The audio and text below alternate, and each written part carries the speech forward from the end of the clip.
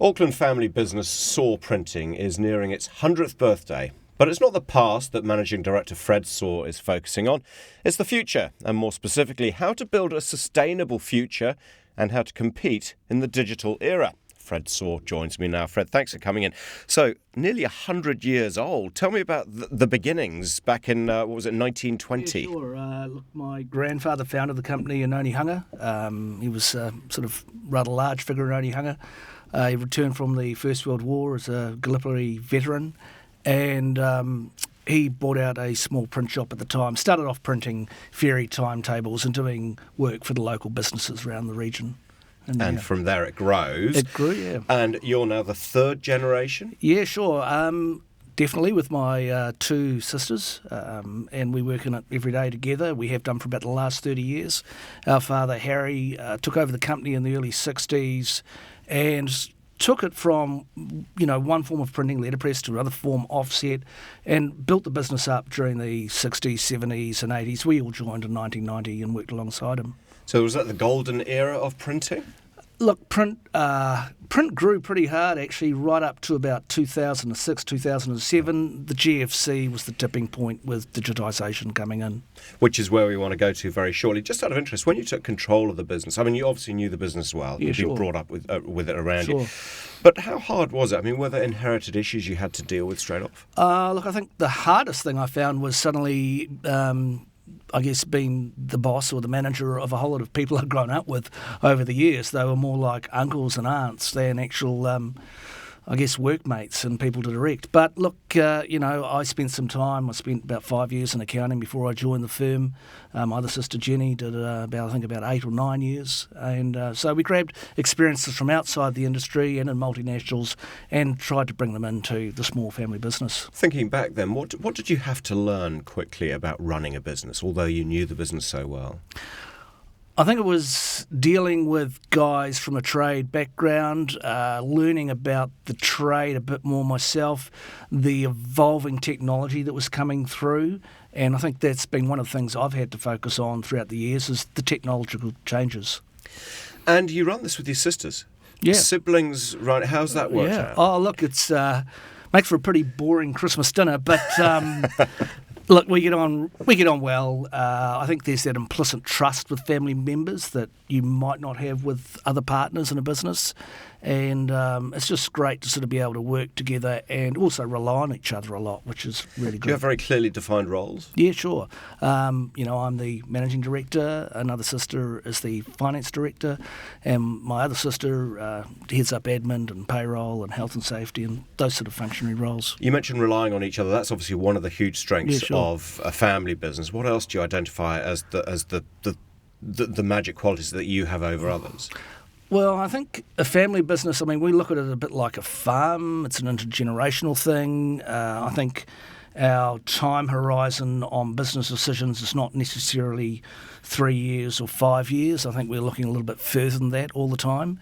And I think because we're not answering to shareholders on a quarterly basis, we probably make decisions a little bit different from a lot of people. And possibly faster as well. Yeah. And you'd have had to make some pretty fast decisions, I guess. I mean, you just talked about technology, the advanced technology being the biggest challenge or opportunity that you've had in your time running the company. But digital technology, that a lot of people would say would be a complete game changer in the printing world. Yeah, it's, that really happened, as I said, alluded to back in the GFC, was the tipping point. Paper usage in our industry has actually halved since 2007. And the reason for that, obviously, is your cell phones, the way we communicate with the internet. We don't need to do things like print masses of price lists or mail out annual reports anymore. But what it has meant that we're now doing shorter, more targeted runs, and we're working alongside digital technology to deliver the communications that we need. So you say paper usage is halved, but alongside that is also personal access to do your own printing as well has become affordable. So in so many ways, the impact would be huge on you guys. Yeah, it has. And we've had to change from an industry where we would do runs of tens of thousands to where we're doing runs of hundreds. And it's just meant that we've all got to be more agile and we've just got to do things quicker and faster. So that's the interesting thing. So this is about doing things more cleverly or having to even innovate first? Because there will be some of your competitors who will have disappeared through this. Yeah, I think there's been new technologies come along. It's gone from what we call offset printing through to more digital printing. And digital, you've got several different technologies. There's inkjet, there's toner-based things. And it's about finding the right technology for the right application so you can deliver the best-in-class product for your client, the most cost-effective, the most efficient. And there's also, with these technologies, there's new products evolving. We can do more personalisation. The point of sale that we do, the labels that we do are now more varied, more variable. The average shelf life of a product now, a SKU, is only 9 months. So every 9 months, the retailers are redesigning the packaging on their product. And has the way marketing is done nowadays helped you as well? Because this idea of getting messages out there, blanket messages. I mean, when you look at your portfolio of the types of products you print on, it's anything from a piece of direct mailing through to the side of a car or a building. Yeah, sure. Look, it runs alongside these technologies. I mean, quite often there's competitions involving one technology with another. We might be printing personalised URLs for use in a direct mail campaign. We might be printing something with augmented technology on it. So, printing companies, at this point, are you sort of looking at an end game, or are you saying, no, we're always going to be around? Look, there'll always be a need. Look, I don't think there's an end game. I actually think it's really exciting because there's more and more products evolving and there's more and more technologies around to do it. And so it's a matter of just investigating the new technologies and finding out what your customers need. You're a private company, of course, so you probably won't tell me. But, I mean, you're profitable. I mean, obviously you are. But, how has that panned out? Is it getting harder and harder to make the buck? In fact, it's getting easier. Of course, it's pretty rough around the global financial crisis, as I alluded to, but since then it's been pretty good. But the competition is shrinking. The number of printers involved is just diminishing every year, and in some ways it's leaving a core of more solid, more stable companies.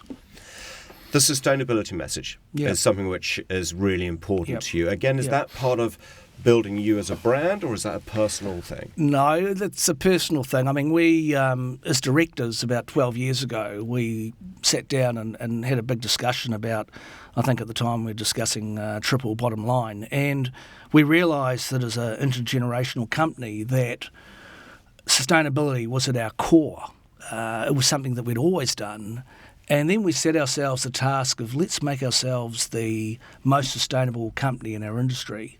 And we went on the Enviromark program, and then we embarked on ISO 14001. Then we became carbon neutral as an organisation, and we've picked up a few awards along the way. We won a Green Ribbon Award for reducing our carbon footprint. That was awarded by the Ministry of the Environment. And I think we said we had to actually walk the talk, not talk the talk. And we've found it a really beneficial thing to do, both personally but also financially. I think a lot of people look at sustainability and they go, it's compliance and it's cost. But what it does tell you and teach you to do is to be very resourceful and to do things like minimise your landfill to waste, your power consumption, your fuel consumption, your water consumption, and to define clear recycling streams. And to me, it just makes sense for every business to get into it. Yeah, well, see, that's what I was going to say, because you were early adopters of this. But now we've got this momentum, particularly with a younger workforce coming through who expect this. Yeah, they do. And they're really interested in our Carbon Zero program. They would like us to produce more Carbon Zero products. But yeah, the younger generation actually look for business to be a little bit more than just about making money. The guys that come and work for you, it's all about what can you do. Yeah, because I mean, are you the only carbon neutiral offset printing company in New Zealand? Yeah, we are. You've recently acquired Newcomb Digital. Yep. How much did you pay for that?